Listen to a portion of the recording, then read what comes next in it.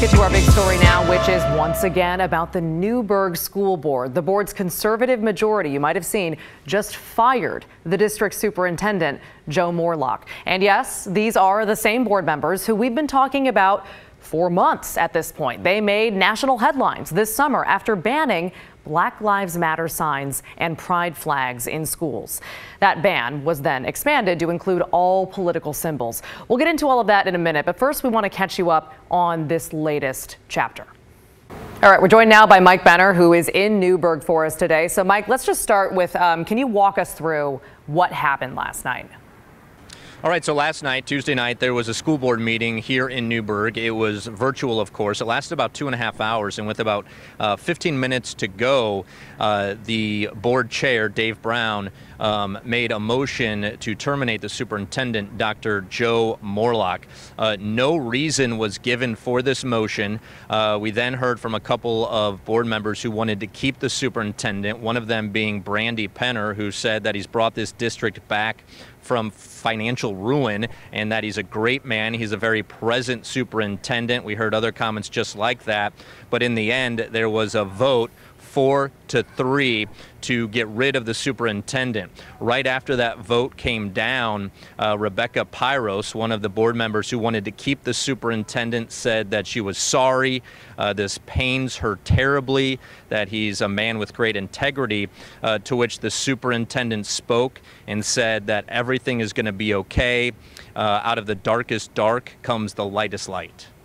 Interesting. We'll get into the backstory of everything that's been happening in Newberg in a minute. But first, I mean, today, like in the wake of this, what are you hearing from parents there?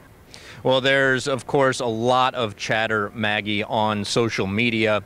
A lot of parents just absolutely heartbroken by what happened Tuesday night. I spoke to one of them. Her name is Heidi Pender. She has a daughter who is a freshman at Newberg High School. She is black, so everything that's been happening in this district, the Black Lives Matter ban, the Pride ban, it hits very close to home for this family. And she said she woke her daughter up this morning. She told her the news, and the first thing her daughter did was start to cry. Our daughter asks us almost every day about other options for school for her. So I feel like this was the nail in the coffin as far as her desire to stay and keep making change here. Okay, interesting to hear her perspective. Last question for you, Mike. What are you hearing from the board members who voted for this termination today? Well, that's what's interesting, Maggie. Absolutely nothing. They did not say anything at the meeting last night, and I reached out to all 4 of them today, and we have not heard anything from anyone. I do want to say we are hearing from district administrators. They released a statement today saying that they're shocked and dismayed by what they call a disruptive action in the middle of the school year. All right, Mike Benner for us in Newberg. Mike, thank you. Now, we do want to know this is likely to end up being a really expensive move for the Newberg School Board. They actually have to pay out the rest of Morelock's contract, 12 months, and they have to hire an interim superintendent to take his place. Then they have to pay for the search for a new permanent superintendent. Oh, and by the way, they're also dealing with lawsuits coming from the political symbols ban, one from the teachers union, and another lawsuit accusing board members of violating public meetings laws. Now, the board members who were against firing Morelock said this is going to put them in a bad financial position going forward. They already had money issues in years past, and they actually said that Morelock was the one who helped them get out of that position. We will be losing a leader who has pulled us out of financial ruin, who has rebuilt community, who has rebuilt relationships. In the matter of 3 months, 4 people have completely destroyed that. And I am certain that this will have rippling effects for months and years to come. And I doubt that all 4 of you will even be here when the rebuilding really gets to beginning. And when it really starts to happen, this is going to set our district back a decade. And not only that, but like I said in my opening statements, it is our children who will suffer. And it feels that that is the point. I fully expect that this will just be added to the mountain of litigation that these 4 board members have currently got us into. I am concerned that we will lose insurance coverage I'm concerned that we will have absolute inability to provide even basic services to our children because of this decision.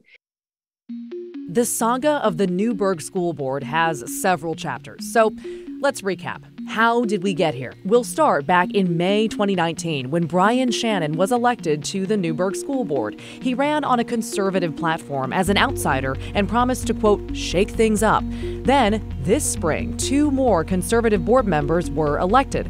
They were backed by a right-wing political action committee called Community-Oriented Public Servants. In August, Shannon introduced a ban on Black Lives Matter and Pride flags and signs in district buildings. Despite national outcry, the board's conservative majority voted for that ban. But the superintendent questioned the legality of the ban, and the ACLU threatened to sue. So, in September, the board voted to expand the ban, covering any symbol considered political, quasi-political, or controversial. Meantime, during this whole debate, Newberg kept making headlines for racism in its schools. Snapchat messages surfaced showing a group of Newberg High School students participating in a virtual slave trade, talking about auctioning off their black classmates. Then, a Newberg school staffer showed up to work in blackface, claiming she was dressed as Rosa Parks to protest the vaccine mandate for teachers. That staffer was reportedly fired. But back to the school board's ban on political symbols. Brian Shannon is facing a recall campaign because of it, and the Newberg Teachers Union is suing the district over the ban. Now, the school board's conservative majority has fired the superintendent after he said he would not enforce the ban. And that's how we got here.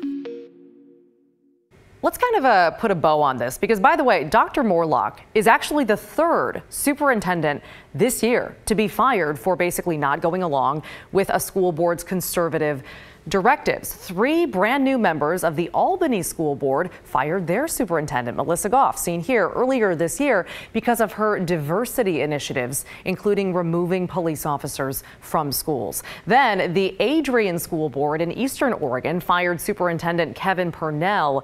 That board wanted him to defy the governor's mask mandate, and he refused. So they fired him.